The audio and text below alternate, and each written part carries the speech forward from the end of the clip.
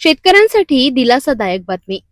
वाशिम कृषी उत्पन्न बाजार समितीत काळ्या हळदीला म्हणजेच कोचा हळदीला तब्बल 21,150 रुपयांचा उच्चांकी दर मिळालाय. औषधी गुणधर्मामुळे या हळदीची मागणी वाढताना दिसतेय. वाशिम कृषी उत्पन्न बाजार समितीत काळ्या हळदीला म्हणजेच कोचा हळदीला सध्या मोठी मागणी निर्माण झाली आहे. लागवडी दरम्यान बियाणे म्हणून वापरलेली हळद जमिनीत सडून वाढल्यानंतर जी तयार होते तिला कोचा हळद असे म्हणतात. ही काळी हळद औषधी दृष्ट्या अत्यंत महत्वाची मानली जाते.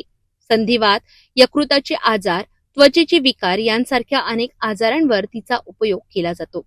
सध्या शेतात मशागतीची कामे सुरू असून मशागत करताना ही कोचा हळद बाहेर येत आहे. या हळदीला बाजारात चांगलाच प्रतिसाद मिळत असून इतर हळदीच्या प्रकारांच्या तुलनेत सर्वाधिक दर मिळताना दिसतोय. 21,150 रुपयांचा दर मिळाल्यामुळे शेतकऱ्यांमध्ये समाधानाचे वातावरण निर्माण झाले आहे.